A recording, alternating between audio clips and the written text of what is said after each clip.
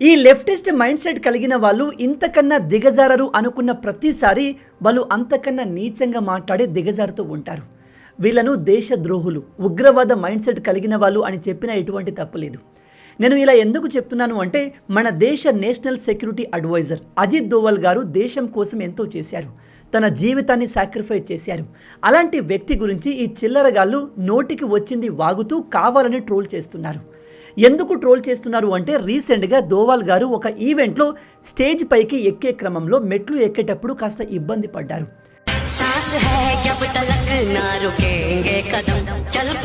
ఈ వీడియో పైన కామెంట్ చేస్తూ, ఇదిగో ఈ చిల్లరగాడు, ఈ పేజ్ని మీరు ట్విట్టర్లో ఎక్కడో అక్కడ చూసే ఉంటారు. Complete anti India mind set కలిగిన లుచ్చగాడు వీడు. అండ్ మన దేశంలోని one of the biggest opposition పార్టీలో వీళ్ళు మెంబర్స్ కూడా. నేను ఈ మాట ఊరికే అనట్లేదు, ఎందుకంటే వీళ్ళ అకౌంట్లకు ఏదైనా ప్రాబ్లం వచ్చినప్పుడు ఆ పార్టీ ముందుకు వచ్చి వీళ్లకు సపోర్ట్ చేస్తూ ఉంటుంది. అయితే ఈ చిల్లరగాడు చెప్తున్నాడు 3 మెట్లు ఎక్కలేకపోతున్నాడు, అలాంటిది ఇతను దేశ సెక్యూరిటీని ఎలా హ్యాండిల్ చేస్తాడు? ప్రపంచంలోనే అత్యంత పాపులేషన్ కలిగిన భారతదేశానికి ఇంతకన్నా సూటబుల్ పర్సన్ దొరకలేదా అంటూ వాగుతున్నాడు. ఇదిగో వీడు ఇంకో చిల్లరగాడు. వీడు కూడా బిగ్గెస్ట్ అపోజిషన్ పార్టీతో కనెక్షన్ కలిగినవాడు. వీడు అజిత్ దోవల్ గారిని మాక్ చేస్తూ, దోవల్ గారి ఫిట్నెస్ బూమ్రా కన్నా బెస్ట్గా ఉంది, అజిత్ దోవల్ గారి నరనరాన దేశభక్తి ఉంది, అందుకే 81 సంవత్సరాల వయసులో కూడా దేశం కోసం పనిచేస్తున్నాడు అంటూ వెట్టకారంగా మాట్లాడుతున్నాడు. ఇలా ఇద్దరు కాదు, చాలామంది లెఫ్ట్ చిల్లరగాళ్ళు దోవల్ గారిని టార్గెట్ చేయడం మొదలుపెట్టారు. ఈ చిల్లరగాడు చెప్తున్నాడు, అతని కొడుకు వేరే దేశంలో సిటిజన్షిప్ తీసుకున్నాడు కాబట్టి పశ్చాత్తాపంతో దోవల్ గారు దేశానికి సేవ చేస్తున్నారు అంటూ మాక్ చేస్తున్నాడు. వీడు దేశం మొత్తాన్ని నాశనం చేసే వరకు దోవల్ ఈ దేశాన్ని వదిలిపెట్టడు అని మాట్లాడుతున్నాడు. వీళ్ళంతా కూడా లెఫ్ట్ ఐడియాలజీ మైండ్ సెట్ కలిగిన చిల్లరగాళ్ళు. నేను మళ్ళీ చెప్తున్నాను, ఆన్లైన్ ట్రోల్స్ నా ప్రాబ్లం కాదు, కానీ వీళ్ళు కేవలం ట్రోల్ మాత్రమే కాదు, ప్రజెంట్ అపోజిషన్లో ఉన్న పొలిటికల్ పార్టీస్తో కనెక్షన్ కలిగిన చిల్లరగాళ్ళు, పే ట్వీట్లు చేసేవాళ్ళు. మన రాజ్యాంగం ఎవరినైనా క్రిటిసైజ్ చేసే ఫ్రీడమ్ ఇస్తుంది, కానీ దేశం కోసం అహర్నిశలు కష్టపడుతూ దేశ సెక్యూరిటీ కోసం తన జీవితాన్ని సాక్రిఫైస్ చేసిన ఒక నేషనల్ హీరోని పట్టుకొని వీళ్ళు ఎజెండాతో ఇలా టార్గెట్ చేయడం అస్సలు కరెక్ట్ కాదు. First of all, national security adviser పొజిషన్కి ఫిట్నెస్ ఉండాల్సిన అవసరం లేదు, దానికి తగిన ఎక్స్పీరియన్స్, కాంబాట్ నాలెడ్జ్ ఉంటే సరిపోతుంది. ఇప్పుడు అజిత్ దోవల్ గారు యాజ్ ఏ నేషనల్ సెక్యూరిటీ అడ్వైజర్గా బార్డర్ దగ్గర గన్ పట్టుకొని శత్రువులతో పోరాడారు. ఆయన ఒకప్పుడు ఆ పని చేశారు కాబట్టే ఇప్పుడు ఈ పొజిషన్లో ఉన్నారు. ప్రజెంట్ ఈయన పొజిషన్ బార్డర్లో నిలబడి దేశాన్ని కాపాడడం కాదు, బార్డర్లో నిలబడ్డ లక్షల మంది సైనికులకు దిశానిర్దేశం చేయడం, ప్లానింగ్, స్ట్రాటజీ రెడీ చేసి శత్రువులకు అగెన్స్ట్గా వాటిని ఇంప్లిమెంట్ చేయడం. దానికోసం కావాల్సిన ఎక్స్పీరియన్స్, నాలెడ్జ్ అజిత్ దోవల్ గారికి కావాల్సిన దానికంటే ఎక్కువ ఉంది. ఇలాంటి పొజిషన్లో పనిచేసే వ్యక్తికి ఈ లెఫ్ట్ గాలలాగా దిమాగ్ మోకాల్లో కాదు, తలలో ఉండాలి. ఇది ఈ డేట్ దిమాగ్ గాలకి ఇప్పుడే కాదు, ఎప్పటికీ అర్థం కాదు. ఇప్పుడు వీళ్ళ లాజిక్ ప్రకారం బాడీ ఫిట్గా ఉన్న వాళ్ళని తీసుకువచ్చి నేషనల్ సెక్యూరిటీ అడ్వైజర్గా పెట్టవచ్చు అంట. అంటే ఇప్పుడు హృతిక్ రోషన్ని తీసుకువచ్చి నేషనల్ సెక్యూరిటీ అడ్వైజర్ పొజిషన్లో కూర్చోబెడదామా? లేదా ఏదైనా జిమ్కి వెళ్ళి ఎవడి బాడీ కరెక్ట్గా ఉంటుందో వాడిని తీసుకువచ్చి ఆ పొజిషన్లో పెట్టాలా? వీళ్ళ మైండ్ సెట్ ఎలా ఉంది అంటే, మోడీ కంటే రాహుల్ గాంధీ యంగ్ ఉంటాడు, రాహుల్ గాంధీ ఫిజికల్లీ ఫిట్ ఉంటాడు కాబట్టి మోడీని తొలగించి రాహుల్ గాంధీని ప్రైమ్ మినిస్టర్ చేయమని చెప్తారు కాదు, అలా చెప్పారు కూడా. రాహుల్ గాంధీ ఫిట్గా ఉంటాడు, 6 ప్యాక్ బాడీ ఉంటుంది, అండ్ అతను స్విమ్మింగ్ కూడా చేస్తాడు, కాబట్టి ఇతని కన్నా ఫిట్ పిఎం క్యాండిడేట్ దేశంలో ఎవరూ లేరు అంటూ ఈ చిల్లరగాళ్ళు అనేక సార్లు పే ట్వీట్లు కూడా చేశారు. బై ద వే, మన ఇండియాలోనే కాదు, ఇంటర్నేషనల్ వైడ్గా ఆయా దేశాల సెక్యూరిటీ అడ్వైజర్స్ని మీరు గమనిస్తే వాళ్ళు 6 ప్యాక్ బాడీతో ఉండరు, మంచి ఎక్స్పీరియన్స్ కలిగిన వ్యక్తులు ఆ పొజిషన్లో ఉంటారు. ఉదాహరణకి అమెరికాలో రొనాల్డ్ రీగన్ ప్రెసిడెంట్గా ఉన్నప్పుడు అతని అండర్లో CIA మొత్తాన్ని విలియం క్యాసీ హ్యాండిల్ చేశారు. ఈయన తన 67 ఏళ్ల వయసు నుంచి 73 సంవత్సరాల వయసు వరకు CIAని లీడ్ చేశారు. బై ద వే, మీలో తెలియని వాళ్ళకి చెప్తున్నాను, CIA అంటే సెంట్రల్ ఇంటెలిజెన్స్ ఏజెన్సీ. ఇది ప్రపంచంలోనే మోస్ట్ పవర్ఫుల్ సీక్రెట్ ఏజెన్సీ. వీళ్ళ లాజిక్ ప్రకారం ఇప్పుడు ఈ పొజిషన్ని మంచి కండలతో ఉన్న జాన్ సేనాకి లేదా రాక్ జాన్సన్కి ఇవ్వాల్సిందే కదా, కానీ అమెరికా అలా చేయలేదే. అంతేకాదు ఇజ్రాయెల్లోని మోసాద్, ఇది ప్రపంచంలోనే మోస్ట్ డేంజరస్ సీక్రెట్ ఏజెన్సీ. దీనికి ఎఫ్రిన్ హావిలీ అనే వ్యక్తి తన 70 ఏళ్ల వయసు వచ్చే వరకు లీడ్ చేశారు. దాంతోపాటు అతను ఆ వయసులో నేషనల్ సెక్యూరిటీ కౌన్సిల్కి చీఫ్గా ఉండేవారు.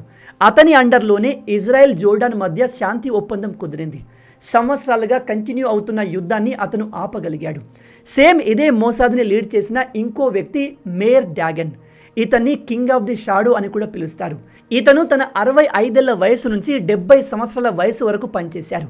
ఇజ్రాయెల్ ఇప్పటి వరకు కండక్ట్ చేసిన మోస్ట్ పవర్ఫుల్ డేంజరస్ ఆపరేషన్స్ అన్నీ ఇతని అండర్లోనే జరిగాయి, అన్నీ సక్సెస్ఫుల్ చేశాడు. అంటే ఇక్కడ క్లియర్గా తెలుస్తుంది ఏమిటంటే దేశ సెక్యూరిటీని లీడ్ చేసే వ్యక్తికి కావాల్సింది బుద్ధి బలం, కండబలం కాదు. అండ్ ఒక టైం తర్వాత వయసుతో పాటు నాలెడ్జ్ అండ్ ఎక్స్పీరియన్స్ పెరుగుతుంది, కండబలం కాదు. కొన్ని ఎక్సెప్షనల్ కేసెస్ ఉంటాయి, అక్కడ ఇవి రెండూ పెరగవు. వాళ్ళ గురించి మనం మాట్లాడట్లేదు. అండ్ గుర్తుపెట్టుకోండి, దేశ సెక్యూరిటీని మేనేజ్ చేయడానికి బాడీ ఉంటే సరిపోదు, ఎక్స్పీరియన్స్ అండ్ నాలెడ్జ్ చాలా అవసరం. అలాంటి ఎక్స్పీరియన్స్ విషయంలో అజిత్ దోవల్ గారిని మించిన వ్యక్తి దొరకడం అంత ఈజీ కాదు.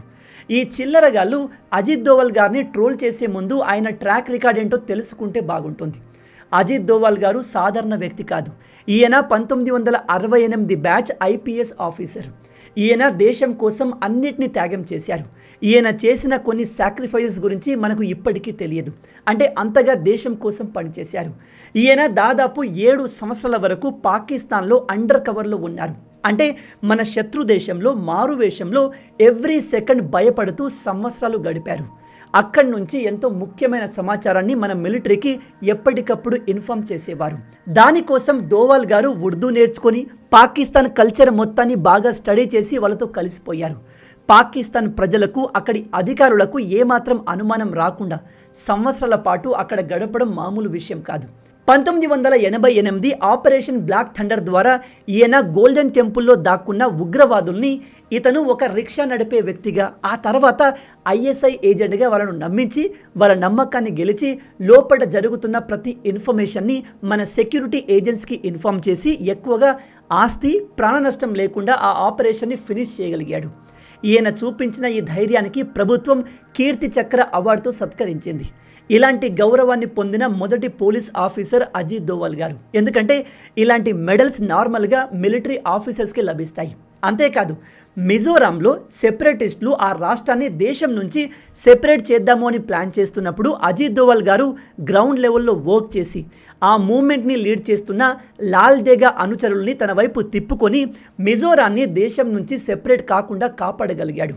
అంతేకాదు 1975 సమయంలో సిక్కింని మన దేశంలో మర్జ్ చేయడానికి కూడా ఈయన ప్రధానమైన పాత్ర పోషించారు. ఓవరాల్గా మీరు ఇప్పుడు ప్రజెంట్ భారతదేశ మ్యాప్ని చూస్తే అందులో చాలా వరకు భాగాలు మన ఇండియాలో ఉండేందుకు ఈయన ప్రధానమైన పాత్ర పోషించారు. అండ్ మిగతా వారిలాగా ఈయన ఎప్పుడు కూడా క్రెడిట్ కోసం మాట్లాడలేదు, ఎటువంటి కాంట్రవర్సీ క్రియేట్ చేయలేదు. అలాంటి వ్యక్తిని ఇప్పుడు ఈ లెఫ్ట్ చిల్లరగాళ్ళు టార్గెట్ చేసి ట్రోల్ చేస్తున్నారు. 1999లో మన ఇండియన్ ఎయిర్లైన్కి చెందిన విమానం IC-814 హైజాక్ చేయబడ్డప్పుడు ఈయన ఆ విమానాన్ని విడిపించడానికి, అందులో ఉన్న ప్రయాణికుల్ని కాపాడడానికి ఆఫ్ఘనిస్తాన్కి వెళ్ళారు. తాలిబన్ల గడ్డపైన కూర్చొని మన భారతీయుల్ని కాపాడే నెగోషియేషన్స్ని లీడ్ చేశారు. ఈ హైజాకర్లు మొదట 36 మందిని వదిలేస్తాము, దానికి బదులుగా మాకు 100 కోట్లు ఇవ్వాలి అని డిమాండ్ చేశారు. కానీ అజిత్ దోవల్ గారి నెగోషియేషన్ స్కిల్స్తో ప్రయాణికులందరినీ విడిపించగలిగారు. అండ్ దేశం నుంచి ₹1 కూడా పే చేయలేదు. బట్ దానికి బదులుగా మనం ఒక 3 ఉగ్రవాదుల్ని రిలీజ్ చేయాల్సి వచ్చింది. అయితే చాలామంది నిపుణులు ఇప్పటికీ చెప్పేది ఏమిటంటే ఆ సమయంలో కాంగ్రెస్ గవర్నమెంట్ కాస్త తెగింపు, ధైర్యాన్ని చూపించి ఉంటే మనం ఒక్క ఉగ్రవాదిని కూడా వదలాల్సి వచ్చేది కాదు. అప్పటి గవర్నమెంట్ ఏదో కాంప్రమైజ్ అయినట్టుగా బిహేవ్ చేసింది అని ఇప్పటికీ క్రిటిసైజ్ చేస్తారు. షాకింగ్ విషయం ఏమిటంటే 1971 నుంచి 1999 వరకు హైజాక్ అయిన దాదాపు 15 ఇండియన్ ఎయిర్లైన్స్ని విడిపించడంలో అజిత్ దోవల్ గారు ఏదో విధంగా తన పాత్రను పోషించారు. అంతేకాదు, పంజాబ్ నుంచి మొదలు పెడితే కాశ్మీర్ వరకు ఎక్కడ ఉగ్రవాదం మొదలైనా దాన్ని అణిచేసేందుకు దోవల్ గారు అక్కడ వెంటనే యాక్టివేట్ అయ్యేవారు. అండ్ ఈయన కేవలం మోడీ గవర్నమెంట్తోనే కాదు, ఇందిరాగాంధీ, రాజీవ్ గాంధీ, మన్మోహన్ సింగ్ వీళ్ళందరి గవర్నమెంట్ అండర్లో దేశ సెక్యూరిటీకి చెందిన ఇంపార్టెంట్ రోల్స్ని ప్లే చేశారు. అందుకే ఈయన్ను ఒక పార్టీకి చెందిన వ్యక్తిగా చూడకండి. ఈయన ప్రతి గవర్నమెంట్కి అవసరమైన వ్యక్తి, దేశ సెక్యూరిటీ కోసం అన్నిట్లో ముందుండే వ్యక్తి. ఈయన నేషనల్ సెక్యూరిటీ అడ్వైజర్గా మారిన తర్వాత 2016లో జరిగిన ఊరీ సర్జికల్ స్ట్రైక్, 2019లో జరిగిన బాలాకోట్ ఆపరేషన్ని ఈయనే ప్లాన్ చేసి ఎగ్జిక్యూట్ చేశారు. ప్రజెంట్ ఇండియా సెక్యూరిటీ విషయంలో, డిఫెన్స్ టెక్నాలజీ విషయంలో ఇంత అడ్వాన్స్ లెవెల్లో ఉంది అంటే అందులో ఈయన కాంట్రిబ్యూషన్ కూడా ఖచ్చితంగా ఉంది. ప్రజెంట్ పాకిస్తాన్ ఇండియా పేరు చెబితేనే వణికిపోతుంది. ఆపరేషన్ సింధూర్ ద్వారా మనం పాకిస్తాన్కి వణుకు పుట్టించాము అంటే దానికి కారణం అజిత్ దోవల్ గారు కూడా. ఇలాంటి ఒక గొప్ప వ్యక్తి గురించి ఇలాంటి చిల్లరగాళ్ళు ఇంట్లో ఏసీలో కూర్చొని ఆన్లైన్లో నోటికి వచ్చినట్టుగా వాగుతున్నారు. అండ్ వీళ్ళను దేశంలోని కొన్ని పొలిటికల్ పార్టీలు సపోర్ట్ చేస్తూ మేపుతున్నాయి. వాళ్ళ సపోర్ట్తోనే వీళ్ళు ఈ విధంగా వాగుతున్నారు. ఇంత ఎక్స్పీరియన్స్, ఇంత నాలెడ్జ్, ఇంత దేశభక్తి కలిగిన ఒక వ్యక్తిని పట్టుకొని ఈయన ముసలోడు, దేశ సెక్యూరిటీకి పనికిరాడు అనే వాగే ఈ చిల్లరగాళ్లను ఏం చేస్తే బాగుంటుంది చెప్పండి? వీళ్ళకు ట్రోల్ చేయడం తప్ప ఏది రాదు. కానీ దేశ సెక్యూరిటీ గురించి ఐడియా ఉన్న వాళ్ళకి దోవల్ గారు ఎంతటి ఇంటెలిజెంటో, ఎంత గొప్పవారో బాగా తెలుసు. ఈవెన్ ఇతని హేట్ చేసే వ్యక్తులు కూడా ఈయన పనిచేసే విధానాన్ని చూసి, ఇతని స్ట్రాటజీస్ని చూసి పొగిడేవారు. మీ అందరికీ రా అంటే తెలిసే ఉంటుంది, రీసెర్చ్ అండ్ అనాలిసిస్ వింగ్. ఇది మన దేశానికి సీక్రెట్ ఇంటెలిజెన్స్ ఏజెన్సీ. 1999లో దీనికి చీఫ్గా ఏఎస్ డూలాట్ గారు ఉండేవారు. ఈయన అజిత్ దోవల్ గారితో కలిసి పనిచేసిన వ్యక్తి. ఐడియాలజీ ప్రకారం ఇతను అజిత్ దోవల్ గారికి కంప్లీట్ వ్యతిరేకం. అలాంటి వ్యక్తే స్వయంగా దోవల్ ఫాలో అయ్యే డాక్ట్రిన్, అతని ఐడియాస్ నాకన్నా బెటర్గా ఉన్నాయని ఒప్పుకున్నాడు. స్వయంగా ఒక ఇంటర్వ్యూలో ఈ విషయాన్ని చెప్పారు. Let's talk about today. What you've described is the Dullat doctrine. Today Kashmir is directed by the Doval doctrine. Fair enough. And there is a chapter and I on Mr. admit Doval. that the Doval doctrine is always superior to my doctrine. What makes it superior? What makes the Doval doctrine superior to the Dullat Because doctrine? he is a better spook than I am. In what way? In every way. He is the complete spook. Give me an example of that. Because he can do whatever I've done and much more than that. You know, the muscular, this thing that, muscular policy that has been followed in Kashmir post 2019 is, I think, Ajit's idea, and I think it has worked to a large extent. Even though you're ideologically opposed to it, you believe it's worked. Of course. What is the one thing that Mr. Doval, you think, without giving away any sensitive details, would be willing to risk that you would not? He'll be willing to risk everything.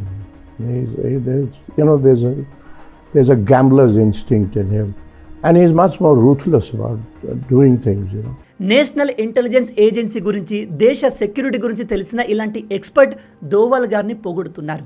ఈయన ఇక్కడ చెప్తున్నాడు, Doval follow అయ్యే methods and strategy అందరికన్నా supreme ఉంటాయి and అతను దేన్నైనా risk చేయడానికి ready అయిపోతాడు అని పొగుడుతున్నారు. అండ్ ఇంటర్వ్యూ తీసుకుంటున్న ఈ Barkha Dutt complete left ideology కలిగిన లేడీ. ఆమె ఫేస్ని చూసారా? ఈయన దోవల్ గారిని పొగిడితే చూడలేకపోతుంది. అండ్ ఇప్పుడు కాంబాట్ అంటే మొబైల్ గేమ్స్ అయినా ఫ్రీ ఫైర్, పబ్జీ తప్ప రియల్ యుద్ధాన్ని ఎప్పుడు చూడని ఈ చిల్లరగాళ్ళు కూడా దోవల్ గారిని ట్రోల్ చేస్తున్నారు. ఈయన నేషనల్ సెక్యూరిటీకి పనికి రాడు అని చెప్తున్నారు. ఈయన్ని క్రిటిసైజ్ చేయడానికి, ఇతని తప్పుల్ని వెతకడానికి ఏమీ లేకపోతే ఇప్పుడు ఆయన వయసు మీద పడి ఏడుస్తున్నారు.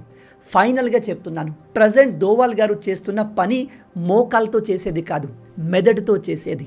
అండ్ ఇతని మెదడు 20 సంవత్సరాల క్రింద ఎంత యాక్టివ్గా ఉందో అంతే యాక్టివ్గా ఇప్పటికీ ఉంది. అందుకే నేషనల్ సెక్యూరిటీ విషయంలో, మిలిటరీ పవర్ విషయంలో, మిలిటరీ స్ట్రాటజీ విషయంలో ఇండియా రోజు రోజుకి పవర్ఫుల్గా మారుతుంది. దీనికి బెస్ట్ ఎగ్జాంపుల్ రీసెంట్గా జరిగిన ఆపరేషన్ సింధూర్. ప్రజెంట్ ఇండియా పాతలాగా శత్రువులు మళ్ళీ వస్తారు అని వెయిట్ చేయట్లేదు. మనపై దాడి చేసిన శత్రువుల ఇళ్లలోకి వెళ్ళి మరి మనం దాడి చేస్తున్నాము. ఆపరేషన్ సింధూర్లో ఇండియా పాకిస్తాన్ డీప్లోకి వెళ్ళి దాడులు చేస్తుంది అని వాళ్ళు ఊహించలేదు. అందుకే వాళ్ళు ఇప్పుడు మళ్ళీ మనపైన దాడి చేయాలి అన్న, ఉగ్రవాదుల్ని మన దేశంలోకి పంపాలి అన్న 1కి 10 సార్లు ఆలోచిస్తున్నారు.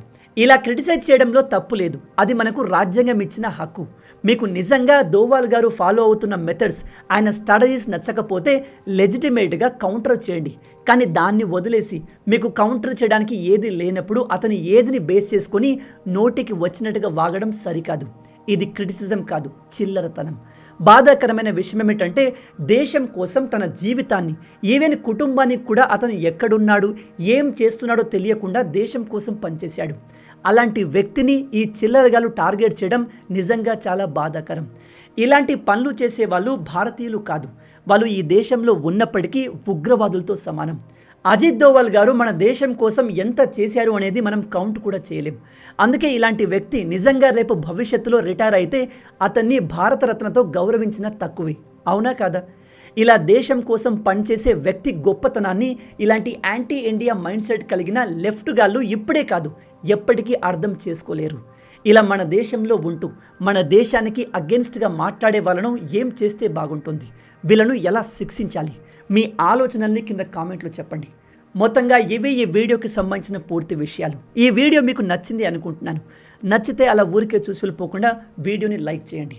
మన తెలుగు యువతను ఎంత వీలైతే అంత దేశభక్తులుగా మార్చే మిషన్తో పనిచేస్తున్నాము. మన ఛానల్ని సబ్స్క్రైబ్ చేసుకుని ఆ మిషన్లో మీరు భాగం అవ్వండి. రాబోయే వీడియోలో ఇంకో ఇంట్రెస్టింగ్ టాపిక్తో మళ్ళీ కలుద్దాం. అంటిల్ దెన్, జై హింద్, జై భారత్, భారత్ మాతాకి జై.